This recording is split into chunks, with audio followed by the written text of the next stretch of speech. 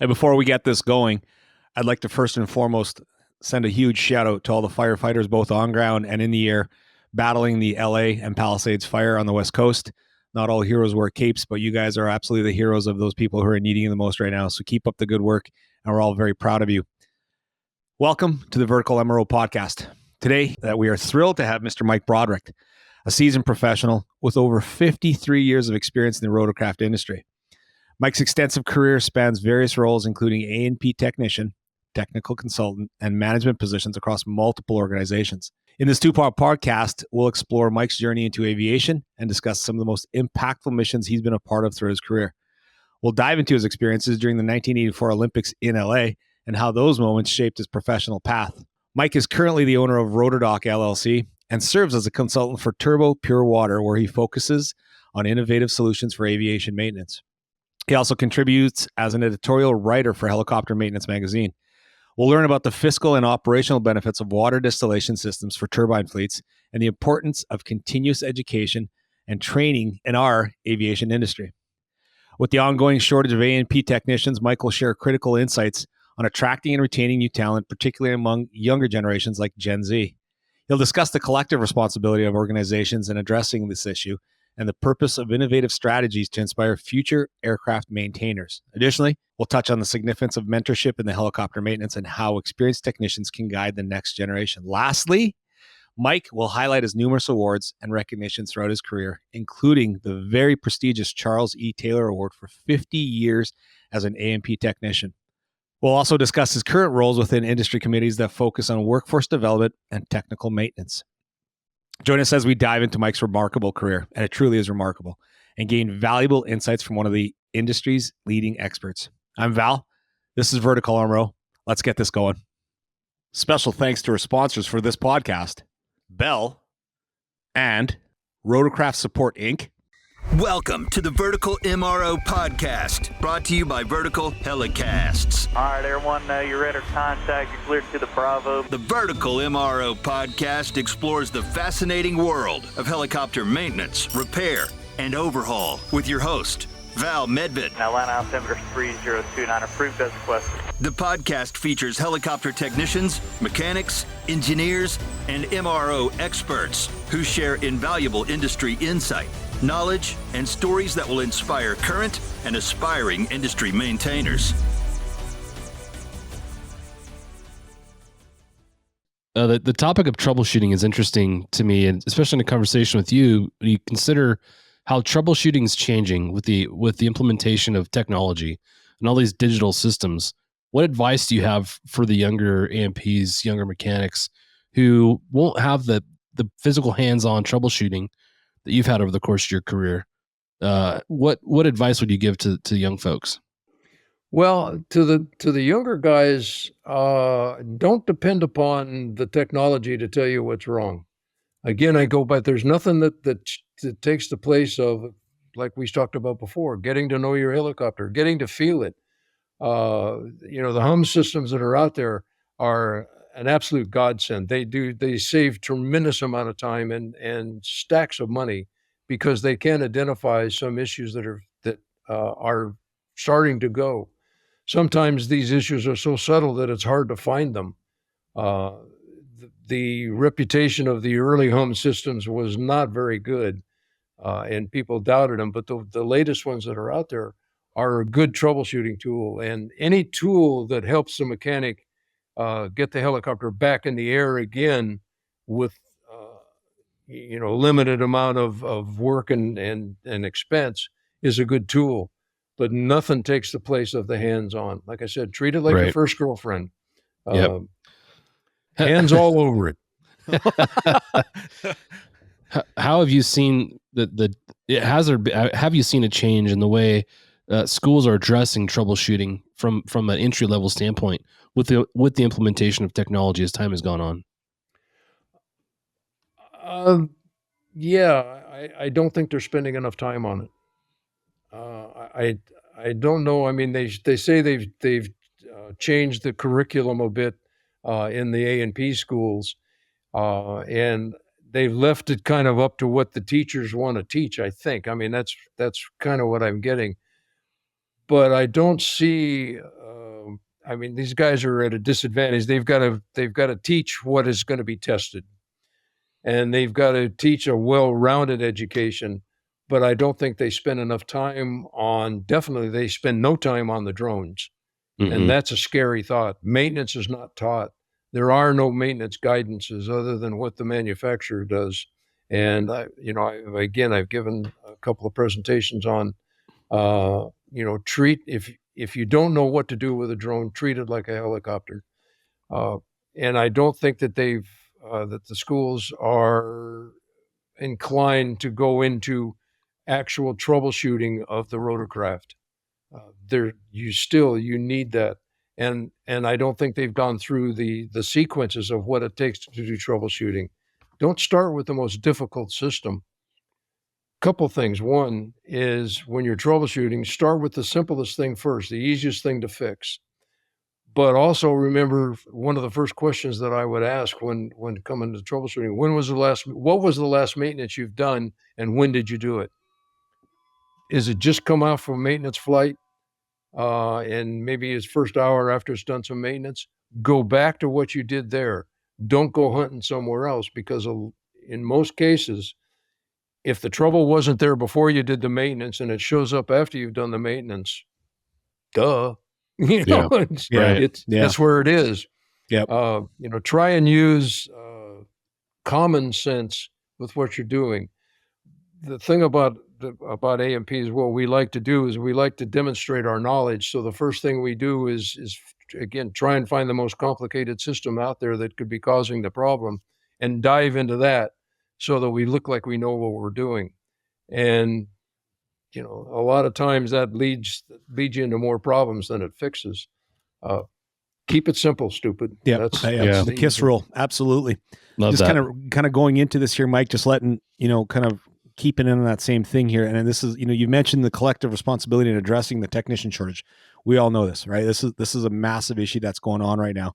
The question I have is, what roles should organizations like the FAA and even transport, if we're going to talk North American wise here, what should they do what can they do to combat that? Have they made it just that much harder to kind of get into these courses, or is there too many rules and regulations?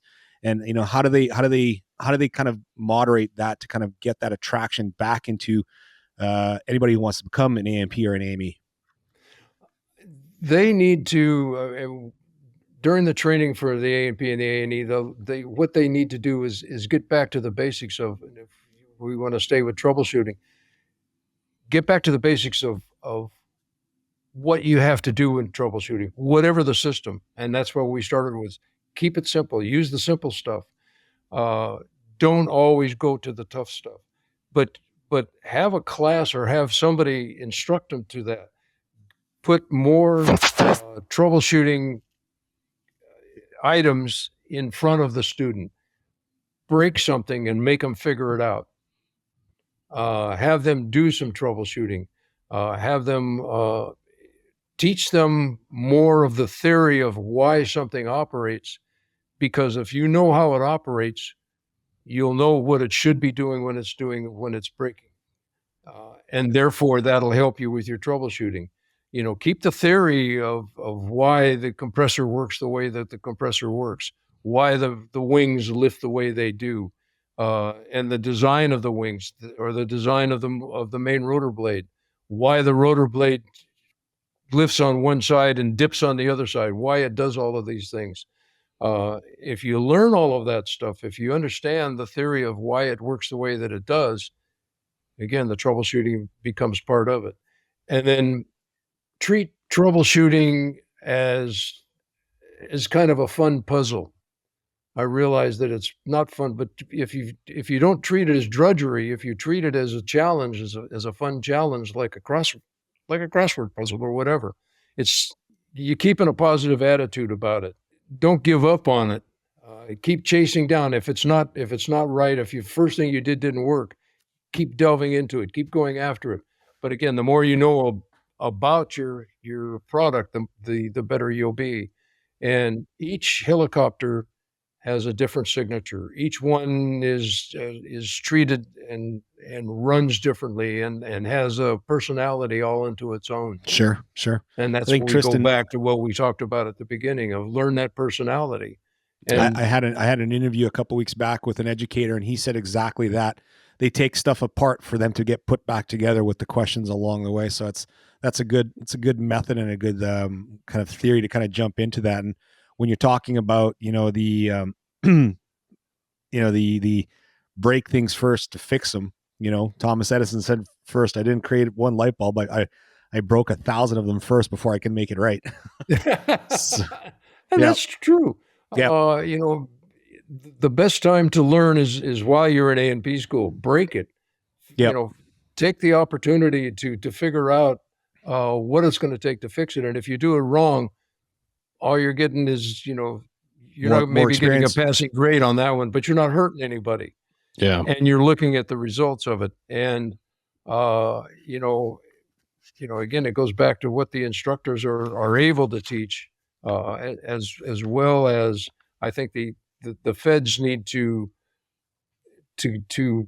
give out more practical questions on their tests, so that it's what you get when you get an A&P that's graduated is you get somebody that has a well-rounded education, understands the art of troubleshooting, organizing their work, having somebody follow up behind them on their work, and recognizing the safety aspects of it. I know we've spoken about this a couple of times too, and I think this generation, maybe even the last one, have now there's a different style of learning that's happening, and different from when we went to school and what we were taught, how 1 + 1 is 2. But now these kids, I'm going to call them kids, collective kids, because now we're talking about AMEs and AMPs that are early 20s, late teens, getting into the career at a younger age. Their way of learning things is now all via quick glance at a phone or a quick access on a tablet. Right. So yeah, it's interesting to see this generation and how they learn stuff versus how we did. We had to go through the manuals of 14 different things to kind of figure out, can I just boil down to one nut and bolt? Rotorcraft Support Inc., where expertise meets excellence in helicopter maintenance, repair, and overhaul. FAA and EASA certified, Part 145 repair station, and OEM factory authorized service center. Keeping your aircraft mission ready since 1986. Visit us at rotorcraftsupport.com. Rotorcraft Support, trusted by the industry. No, I mean, one guy told me, he said, we're raising a microwave unit generation. I mean, everything is, poke the button, instantly you get what you want. And there is a ton of information out there, when you do go on the internet, but you can't rely totally on that. And you still got to get hands on. They have become one of the things that I've noticed, which just irritates the hell out of me when I walk in a hangar and I see all of these guys with the phone like this. Cell phones have no place in a hangar. Okay. Do not, unless you're talking to a tech rep, you should not be distracted with a cell phone tucked in your ear. Yes, to that degree. Yes, I agree with you. I agree with you. You don't, they all have got their nose stuck in it. And I think that we have allowed that to happen. We're teaching our younger kids, a lot of parents are here, play games on your cell phone, as a kind of a babysitter. And we're raising a group of kids that can't communicate. My wife has a whole, I can do another podcast just with my wife alone on this, on the education of, because now these phones, tablets, and computers are jumping in the role of a parent, where they should not be, like, first and foremost, too much stimulation. Secondly, it now gives them the shortened span of executive type of decision making, where instead of kind of clicking on a button, instead of going through the process of figuring out if there's a problem, they're going to try just the quickest way. And my wife's in education, and she's broken it down to me about 1,000 times to one on how that seems to be lacking nowadays because of, here, play with the phone. You know what I mean? Like, and all of a sudden now when that kid gets a little older, goes through high school, same scenario. And now if they become a professional, but at the same time, like I said, it's up to us as we are now parents and grandparents, whoever listening to this show, to kind of like, listen, reel it back in to the point where it has to be hands-on, and you get a feel, like you mentioned more than a few times here, Mike, you get a feel for what you're fixing. And if you're getting that feel for it, you know what the vibration is going to be about. You can probably get a general area of what it's, what needs the attention. And if you've done your log cards right, you'll know exactly where to start looking. Oh, exactly. Yep. I mean, and little things make a difference. One of the things that and all of these things I learned going along, and a lot of these I learned from mentors as that I was going along. But one of the things one of my guys told me was, pay attention to light bulbs, external light bulbs on the aircraft. If you're constantly replacing a position light every 15 to 20 hours, something's up. There's a high freak vibration that's breaking the filament in that bulb, because it should not be a problem. Go back and find out what it is that's causing it. Don't just keep plugging another light bulb in there and, Yeah, that's a good point. And you're off. There's something going on.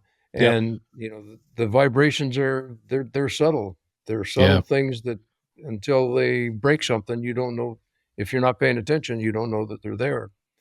You talk about mentorship here, Mike. What advice can you kind of give someone who's looking at becoming a mentor, or who is a mentor, and kind of teaching the next level of AMEs and AMPs coming up? What advice can you kind of offer them?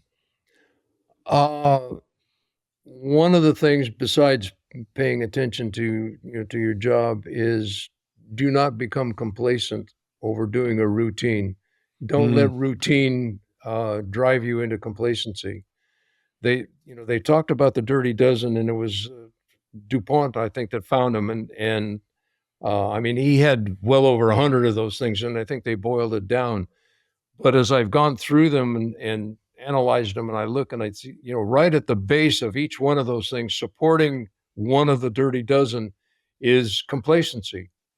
You begin, there's one thing about being experienced and getting into a good routine, where when you do maintenance on the helicopter, you've got a routine so that you don't miss anything. And one of the things, after a while, it becomes, oh yeah, the helicopter's here for 100 hours. I need to do this, this, and this, and get it out of here so that I can, it can go flying again. And you become complacent and you glaze over things. And you need to catch yourself.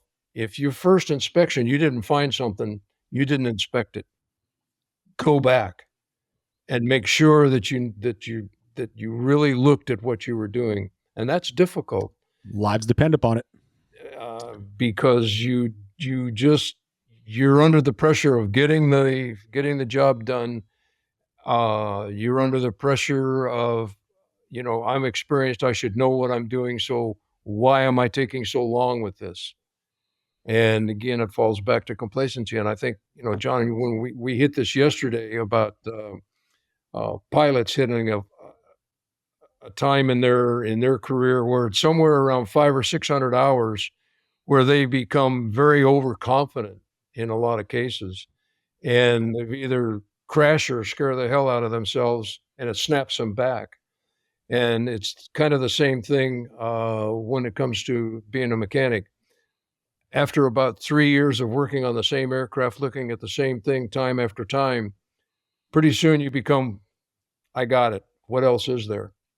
And that's the time to sit yourself down. And that's the time, if you're a mentor, to recognize that in the mechanics that you're training, because it takes a good 1.5 to 2 years to get a mechanic from when he rolls his toolbox into the hangar to where you can trust him to work stuff. If you see that, correct them, stop them, make them do the paperwork. Mechanics have an aversion to paperwork for some particular reason. We just hate to do it. So what we do is we go through the entire inspection, bless the helicopter, roll it out, let the pilot go away, and then come back and say, okay, I inspected this, sign it off and get done. Do it while you're inspecting and working on, stamp it, make sure that what you're doing, and as many times as you've read that same sentence about what you inspected, read it again. So, because if you keep in mind, complacency kills. Yes, sir. It just absolutely does. Yes, sir. Absolutely. Yesterday when we talked about complacency and distractions, and I brought up an example of something that happened at my agency that I'll bring up again as an example and point of how these can kill you. My agency was flying MD-500s, and the mechanic and pilot were up on top of the ship looking at the head of the helicopter, had some wire snips and some rags up top. And I don't know if it was complacency, but they were definitely distracted. Something brought them off the top of the ship. They came off and were down for about 30 minutes. And once they were done doing whatever they were doing, they decided it was time to go for a maintenance flight. Forgot the wire snips and the rags that were sitting on top of the ship. Fired the ship up. Both the mechanic and the pilot got in and got to about 300 feet AGL. Just off the airport. Luckily, there was a good east-west street right below them. The engine ingested the wire snips and the rags, killing the engine instantly, and they auto-rotated down to the street below. From how many feet? About 300 feet AGL. Oh. The auto-rotation was successful in the fact that they lived. The aircraft caught on fire after the hard landing, and luckily a UPS truck was driving through, pulled the pilot and the mechanic out of the aircraft, drug them to safety, and those two folks ended up medically retiring. I bring this point up just as a reinforcing point of how distraction and complacency can kill. Luckily in this scenario they survived, but I mean we all know of different circumstances where that didn't happen. And it's so important to be focused on what we're doing. Our phones are a big source of distraction. Going back to our early small point, there's good things that come out of our phone, and there's obviously distracting points in these critical phases of our job, whether you're a pilot doing a walk around, doing a pre-flight, or even flying. It's tempting. You feel your phone vibrate. Oh, let's see what it is. But then you're like, wait, now's not the time. So I just wanted to bring that point up as an example to support what you're saying, Mike. And that's a good point. I mean, we talked about that, and that, unfortunately, I mean, that was an accident that did not have to happen. All they had to do was crawl right back up where they were, and they would have seen it. But for whatever reason, they just assumed that everything was okay. We must have taken that stuff down. And, you get into the practice of, let me check my toolbox, make sure all of my stuff is out of there. One more time around the helicopter before we take off. Any of those things. And again, we're Monday morning quarterbacking because we're three sitting here and it didn't happen to us. And it's kind of easy to point the fingers and go, yeah, you effed up. You should have done that. But the more people that we can relate these stories to, the better off we are. Yep. The least amount of accidents that we're going to have. And agreed. Like I said, all the FAA regulations are written by accident, and that's a shame. Yep. Mike, we're gonna switch topics here. We're gonna kind of get back onto the good side of things here. We're gonna get you a chance to brag a little bit here about your awards and recognitions. Let me go through this list here. It's pretty impressive. Then I'll ask you afterwards which is the most meaningful here to you. So we're gonna start off with the Alpha Gamma Sigma Award, the CA Honors Award from Glendale College in 1971. President Emeritus of SoCal chapter of PAMA, served 6 years, 03 to 09. Recipient of Rolls-Royce Engine Company Customer Satisfaction Award in 2007. Recipient of Flight Safety Foundation Joe Chase Award, 2010. Recipient of FAA Certificate of Excellence Diamond Award, awarded in relation to the quantity of approved training seminars in 2011. The recipient of Airborne Law Enforcement Association, currently Airborne Public Safety Association, Technical Specialist in 2017. And recipient of the Charles E. Taylor Award, an FAA award for 50 years as an AMP in 2021. Which one of these really sticks out to you, buddy? Thank you to our sponsor, Bell. Bell proudly supports the Vertical MRO Podcast and their vision to share valuable insights into helicopter maintenance, repair, and overhaul. Bell is dedicated to keeping our customers in the sky and on their missions with industry-leading global customer solutions. I read that question. It's an impressive list. Congratulations well on all of them. Yeah. Thank you. I read that and I go, okay, if I was to pick one that I'm the most proud of,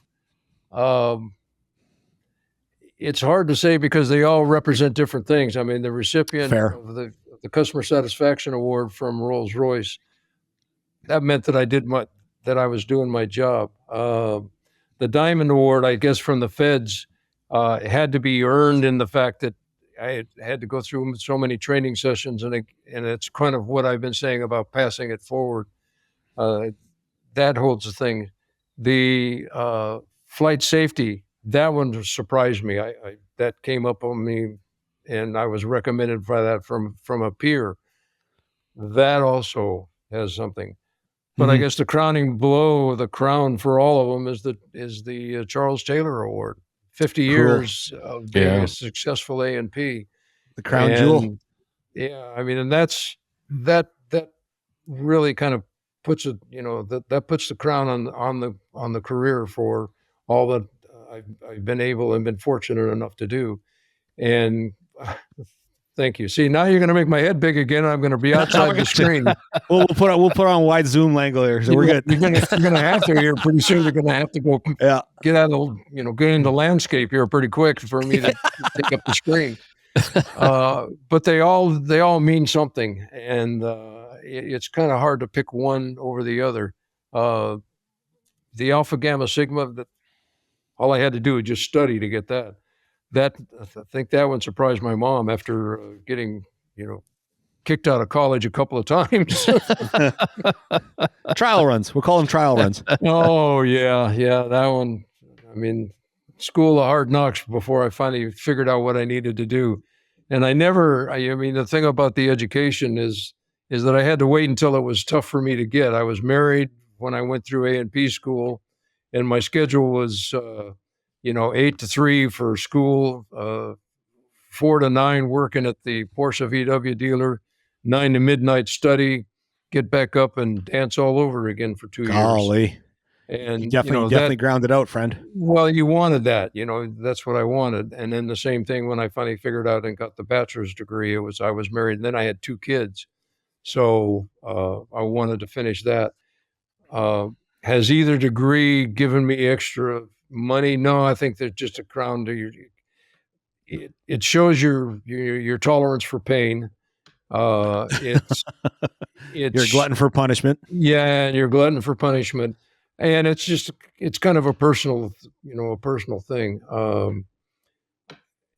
The education is good, but the best education I got was out there reaching into my toolbox and each day learning something new, or each day experience. This industry is an education unto itself. All of the people, you guys, I mean, how long have we known each other, and what are the experiences that we've had? And, as we said, the family is small. It's global in its size, but we're the smallest part of the industry. I think it's a little over 2,700 A&P mechanics. I don't think there's a whole pile full of us out there. Yeah, we're less than 10%. A&P to the helicopter mechanics is what I'm talking about. Yeah. Yep. And globally, there's 29,000 helicopters and only 2,000 mechanics. Yep. Yeah, that's wild. Oh yeah. So it's kind of it's neat. It's been a real pleasure to be part of this.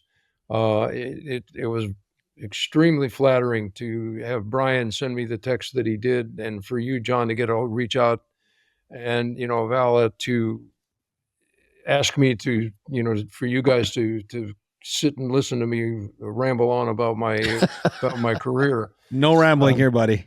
Oh, this is all good. Appreciate that. Yeah. You're setting this up for a feast of, like, this is like a buffet feast, man. This is all you can eat right now. Yeah.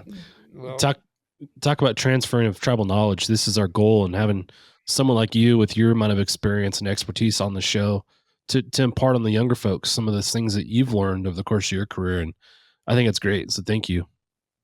Yeah, it's been a great career. It really has. And I would recommend it to anybody. And you guys know. You're doing it. The thing there, Mike, you know what? You're doing it the right way it's supposed to be done. You know what I mean? Like they say, every career has a 3-stage scenario where you learn, earn, and return, right? That's the pinnacle. That's what you want, right? That's a successful career. You've learned it. You've earned it. You know what I mean? You did pretty good with yourself, and now you're returning what you learned, which is spectacular. And if you can pass that down where people take even snippets, if there's even a little bit where all of a sudden you're that missing piece in their puzzle to figure out what was going on, and you were able to kind of provide that either via in writing, in person, or something on this podcast, you're contributing to the positive turnaround of what that person is going to be doing. So kudos to you, sir, for doing as long as you have been. Well, thank you. Yeah. And then that's a good way of putting it. I never heard it put that way before, but learn, earn, and return. Yes, sir. I'm going to steal that one. Me too. Yeah, I like it. Yeah, please do, guys. Please do. So with that being said, you're into your career, 53 years now. You're still a good looking young buck when you say when you're 80 something, you're 80 years old, you're still good looking, handsome fella. Your check's in the mail, buddy. Yes, sir. Yes, sir. Buddy, payment's coming. Yeah.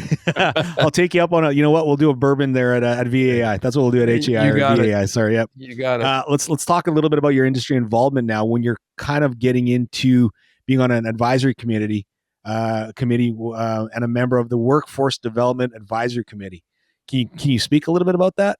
I'm a member of that one and a member of the Technical and Maintenance Career Committee. I mean, we used to be a working group. Then VAI, when they changed to become VAI, they decided they did not want to have working groups. They wanted to have advisory committees. And what that's done is taken the structure out of it. And it's disappointing because I think they're losing the opportunity to capture all of us together. And if as we were a working group, we had structure and we had to have meetings on at least a quarterly basis, which caused us to stay involved, which caused us to relate to one another. Now it's loose, and you're an advisory committee, and one of the managers from VAI manages you when he gets the opportunity. Well, they're busier than a one-legged prostitute in a boot camp. So that's one of the best ones I've heard yet. You want. Oh no, we got to keep that. You've been saving that one on us. Oh, you dirty old dog, you. Good job. Good job. Well, that one, I've been called out on that one a couple of times. But anyway. Oh my. Oh, so laugh. And that's an issue. I mean, and that's the idea is that they're busy trying to do their thing, and they're also busy trying to run these councils, and it's not being successful. It's just, you need to have structure, and especially with a group of mechanics, you need to have a structure. I was the chairman of the maintenance committee, and that meant that I had to organize a meeting. That meant that I had to find subject matter for us to look into. I would take input from the guys. Okay, what is it that you see out there that you feel that we should discuss, that as a group we can solve, other than just beating our gums to death? What can we do to solve this issue? Whether it's dealing with the FAA or whether it's dealing with a new bulletin, something on that order, and that's all gone away. Yeah, and that's a shame. That is a shame. I don't know the reason behind it, but I do know the results are not going to be what they're looking for. So, can you talk about your FAA approval to produce and conduct IA renewal seminars? I did that rotorcraft support, which was in Van Nuys, California, and then RSI. Yep, great. Yeah, great now he's moved out into this nice little complex out there. Phil's done a great job with that company. Yep, 100%. I put together IA course where it was strictly rotorcraft, and that would, for the longest time, was the only one out there that was rotorcraft inspired. And it was, the gratifying thing of it is that the FAA only came by once just to see how we were doing. We were only monitored one time and given flat approval. And when it came time to renewal, all I had to do was just say I wanted to renew, and they almost rubber stamped it. That's great. Because we did such a good job. I mean, it was well organized. You don't do these things by yourself. You have a good supportive group. And Phil supplied, when I was working for Phil is when it started. And when I left, he continued to let me manage it. And he would have his employees jump in there. I mean, and they managed the catering side of it, getting the room, making sure that the invitations were sent out, making sure all of the diplomas were written and all of that stuff. Basically, I was just kind of the front man. And so it's a group effort, and he does a tremendous job. Get 100 guys. I mean, it started out small, but we were, last time, I passed it along. I felt it was time to give it to somebody else, especially after I moved to Arizona. It was time to, give it to somebody else to manage it. And they're doing a fantastic job. We get 8 good, solid speakers from the industry to come up and give their presentations. And the interesting thing about that is all of the guys that are sitting out there get a chance. It's like the personal thing. They all get a chance to interface with one another. They may not see each other for a year, but they all get a chance to see who's who and who's doing what and what information they might be able to exchange. And there's as much information exchanged between the guys, and there's as much good stuff that comes back to me as the moderator, that it improves the industry. And that's why I like the in-person IA seminars. How many problems have been solved over a beer and a napkin? Right. Yeah. Love all that. Oh, yeah. World politics can take a note. Yeah. Yeah. No, it does. And then the same thing with airborne law enforcement. I've done theirs for the last, 7 or 8 years, something like that. And then there's another group that just asked me if I would help them. And it's HAS, Helicopter Accessory Services. They've got a place up here in Arizona. And they've asked, they're going to put on an IA seminar in June and ask if I would monitor that one for them. So that's another group that's been around for a very long time. Man, Yep. They have done wonders up there. They do wonders, and they've kind of revolutionized a little bit of like a lot of the stuff when I even came into. I got introduced to them through the servo world. So that's when they started getting into that type of accessories on the hydraulic side of the world. They became a bit of a game changer in that department. So kudos for them for sticking around as long as you have and jumping in. If you're going to jump in with them, that's a great group there. Well done. Yeah, they've done a great job. I've known the Bags since when they were, mom and pop driving Son. Yeah. And now Son's his own father and got his own kids working there. That's right. And then they got together with Aero Products, and who does a good overhaul on transmission. And the two companies melded very well together. And they've gotten into other things, but they're a great group, and they have a fly-in started last year, and that's when they decided, we're going to get people here. We'll have an IA seminar. So it's a pretty big event now. And shout out to Mike Hannes for that one from Aero Products there. That fly-in I hear is gathering. It's gaining traction. Yep. Oh yeah. Yeah. So actually, you know what, John, we should probably go up to Sholo one day. Yeah, I'm up for that. Yeah, you should. You know what? You should be there. Yeah, it's relatively same topography as where you're at right now, but it's from what I understand, they've really blown that place up in a proper way. So kudos to them and kudos to HAS for doing that. And I guess credit also to you for kind of helping that with the IA. Oh yeah, that's keeps me busy and off of the streets. Yes.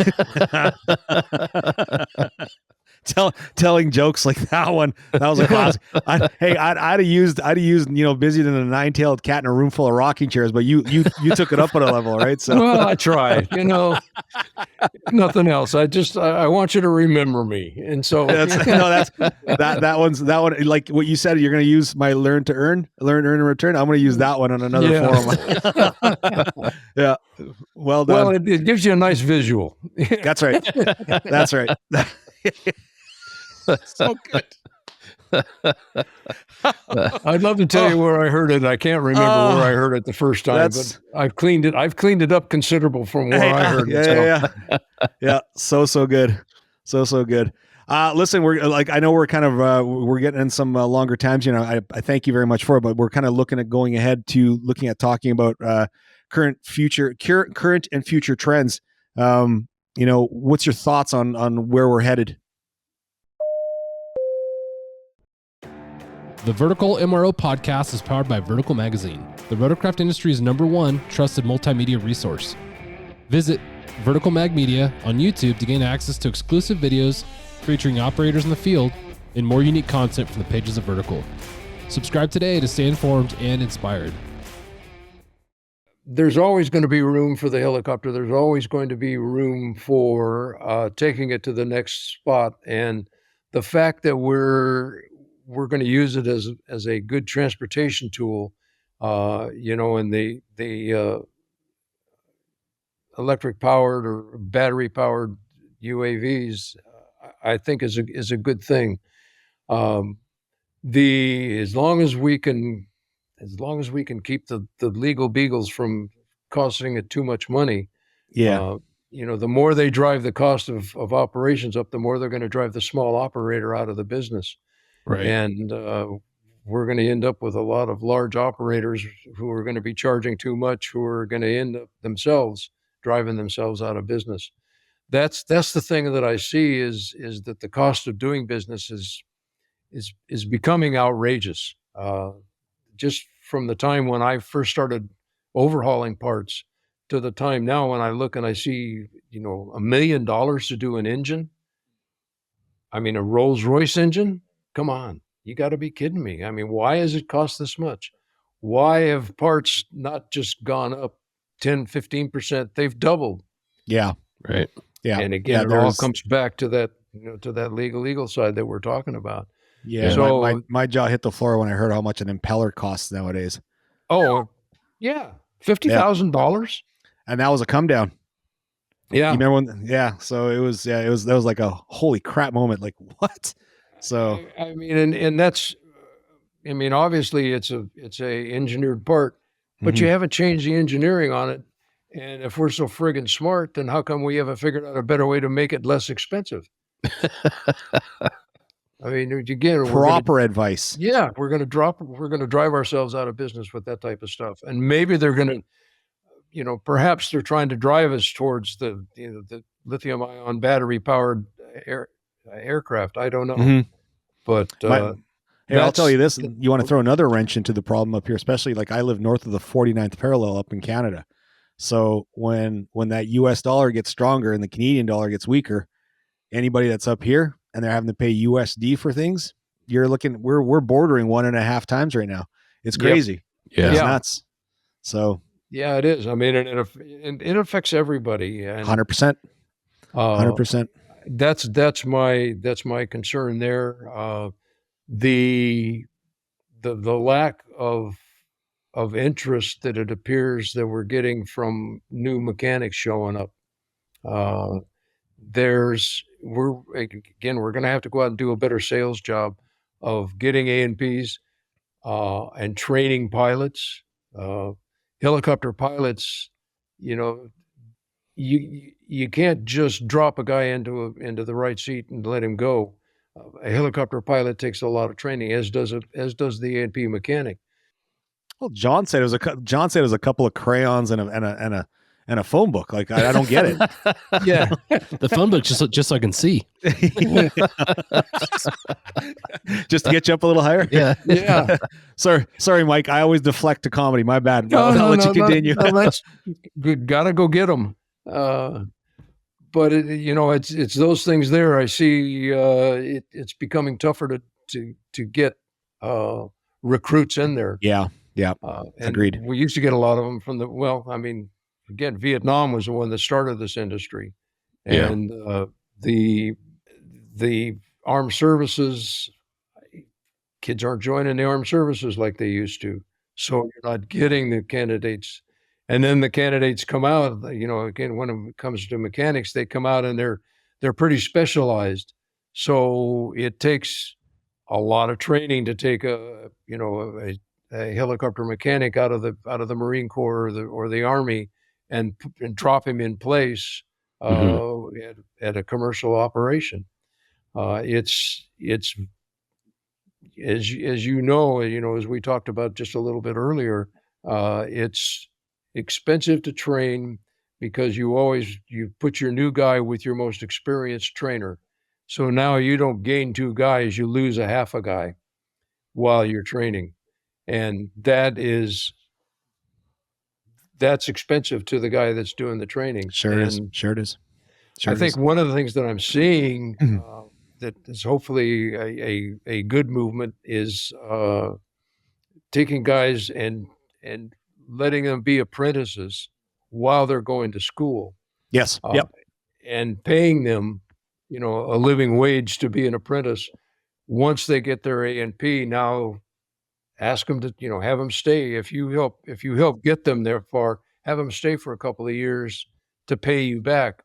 But you've trained them, you've got them through the nuts and the bolts of it, so that when they do get their A&P, they're worth the money that they think they are, and they'll be.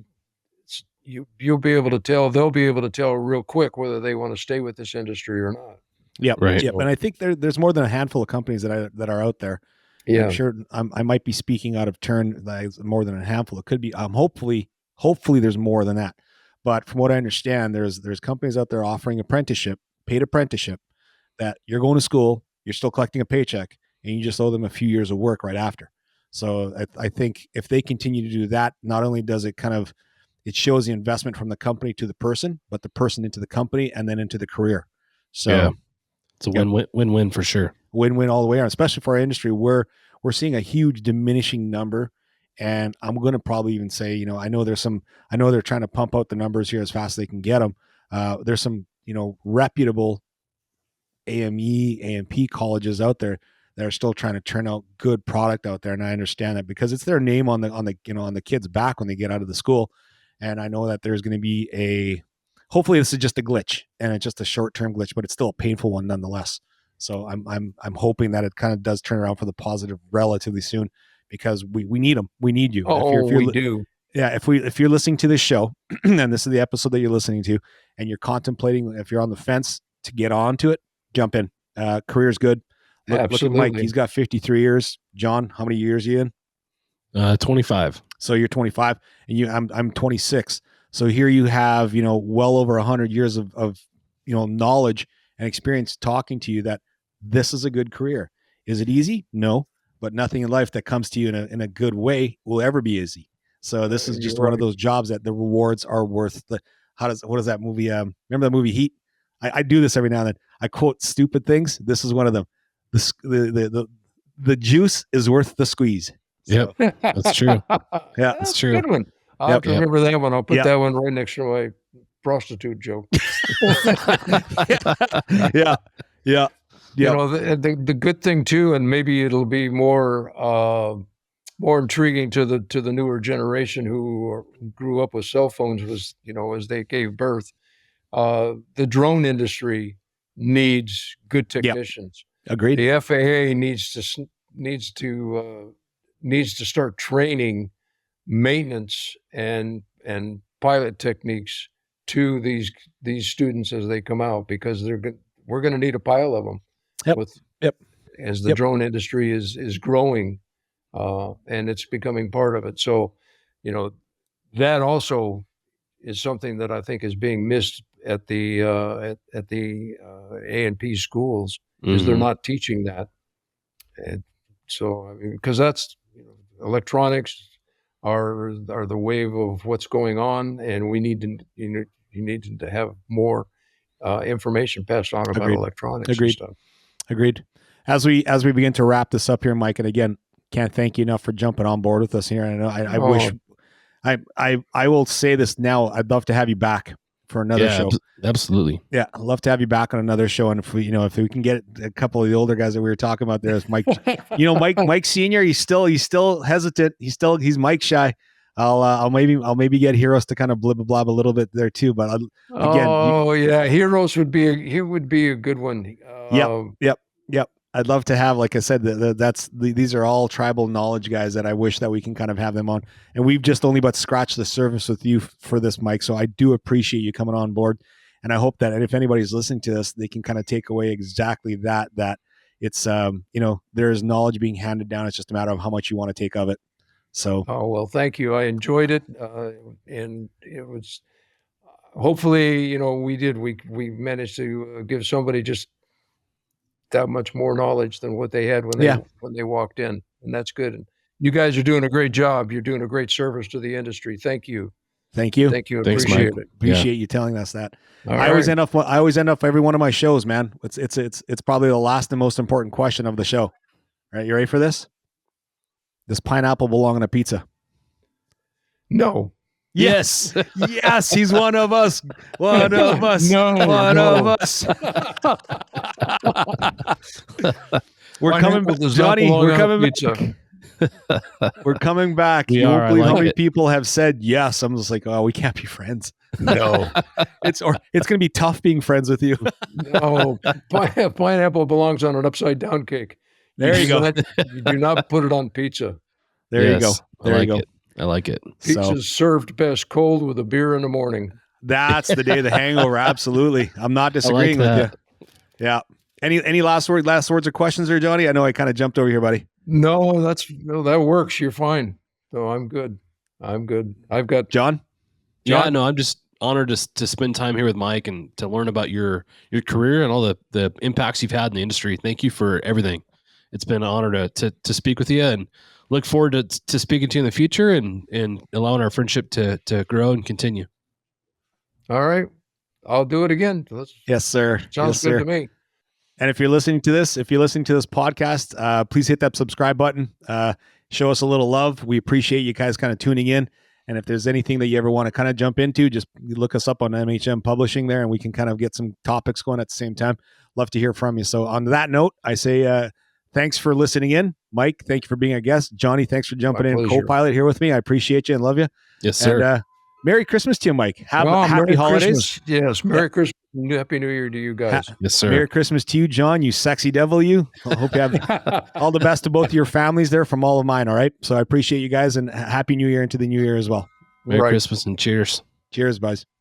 Cheers. Stand by for a message after a word from our sponsors. Rotorcraft Support Inc., where expertise meets excellence in helicopter maintenance, repair, and overhaul. FAA and EASA certified Part 145 repair station and OEM factory authorized service center. Keeping your aircraft mission ready since 1986. Visit us at rotorcraftsupport.com. Rotorcraft Support, trusted by the industry. Thank you to our sponsor, Bell. Bell proudly supports the Vertical MRO Podcast and their vision to share valuable insights into helicopter maintenance, repair, and overhaul. Bell is dedicated to keeping our customers in the sky and on their missions with industry-leading global customer solutions. The Vertical MRO Podcast is powered by Vertical Magazine, the rotorcraft industry's #1 trusted multimedia resource. Visit Vertical Mag Media on YouTube to gain access to exclusive videos featuring operators in the field and more unique content from the pages of Vertical. Subscribe today to stay informed and inspired. Well, there you have it. Another awesome episode of Vertical MRO. Thanks for joining us on this podcast featuring the one and only Mr. Michael Broderick. We hope you enjoyed our deep dive into Mike's incredible 53-year career and journey in the rotorcraft industry, from his impactful missions to his insights on the future of aviation maintenance. Mike shared valuable perspectives on the importance of mentorship and the continuous education in our field, as well as strategies to attract and retain new talent amidst the current technician shortage. His extensive experience and numerous accolades, including the Charles E. Taylor Award, highlight his dedication to excellence in aviation. As we wrap up, we encourage you to reflect on the lessons shared today and consider how you can contribute to the growth and development of future aircraft maintainers. For more insights and discussions, be sure to subscribe to this awesome podcast and stay connected with us for future episodes. Thank you once again to Mike for sharing his expertise and his passion for aviation. Until next time, may your skies be blue and keep those rotors turning, baby. I'm Val, over and out. This has been the Vertical MRO Podcast. Join us next time for another edition of the Vertical MRO Podcast, brought to you by Vertical HeliCASTS.